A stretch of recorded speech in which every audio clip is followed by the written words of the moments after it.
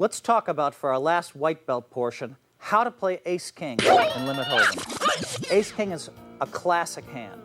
You know, one of the top 4 hands in Texas Hold'em on anybody's chart. And a lot of times, a hand will come up in a no-limit tournament, or in a limit tournament, where it's ace-king against 2 queens. 2 queens is about a 13 to 10 favorite, but whoever wins that pot is going to be, you know, is going to have a lot of chips. So let's talk about how to play ace-king before the flop. Raise, re-raise, re-re-re-raise, play a big pot. When you have ace-king before the flop, don't be afraid to put in a lot of chips. Why? You want to play it aggressively. You want to give yourself the best chance to win in case you make no pair after all 5 cards. And in building a pot, you give yourself incentive to call down with ace-king high. So you eliminate players when you play it aggressively, which gives you a better chance to win, and you give yourself incentive to call all the way down. And it's amazing how many times ace-king high is the best hand at the end. Ace-king on the flop. You continue to play the hand aggressively. You're not really thinking about, you know, building a pot at this point. Look, if you hit ace-king, it's real easy to play. You hit an ace, you hit a king, maybe you make a straight. You know how to play that hand.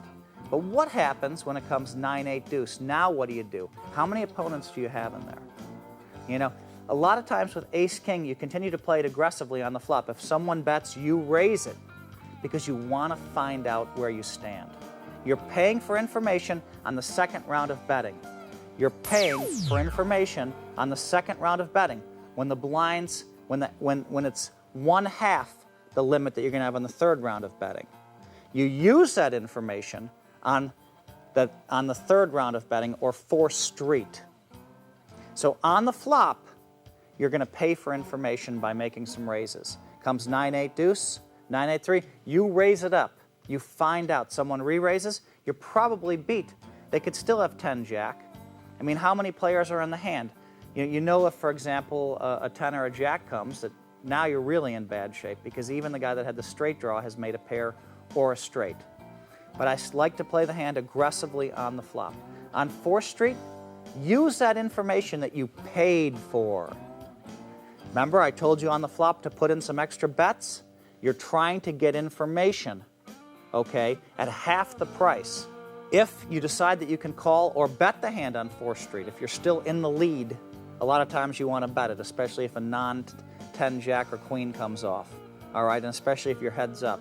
You might want to bet it. If someone raises you on 4th street, you're now off the lead. You may have to fold this hand. But assuming that you make it to the river, to the end, even if a 10 or a jack comes, you might have to call, because by then you're getting huge pot odds. What do I mean by pot odds? Well, if you've played the hand aggressively, maybe there's $240 in there, and it's only 20 for you to call in the end. You're getting laid 12 to 1. You better make darn sure that you're beat. Now, if there's 2 opponents in there and a 10 comes on the end, and one of them bets out of nowhere, all of a sudden just bets out, now there's probably a pretty good chance you're beat. But is it a 12 to 1 chance? I mean, is there, look at 12 to 1. That means you have to be about 92 or 93% sure that you're beat before you can fold the hand. Now, if there's 4 people in there, and a 10 or a jack comes, and someone bets and someone calls, it looks like you're 93% sure. But on the end, I advocate calling a lot with ace-king high. Congratulations, you've now finished the white belt portion of the course. You can take a test, if we have tests ready, and prove that you are white belt worthy. Now, what I'm going to do is, I've talked about the top 10 hands, I've talked about Phil's animals, I've talked about how to play ace-king, I've talked about some of the online resources and some other things. Now, I'm going to take a lot of this stuff that I've already talked about and expand on it in the yellow belt portion of the course. Congratulations, you're on to the yellow belt.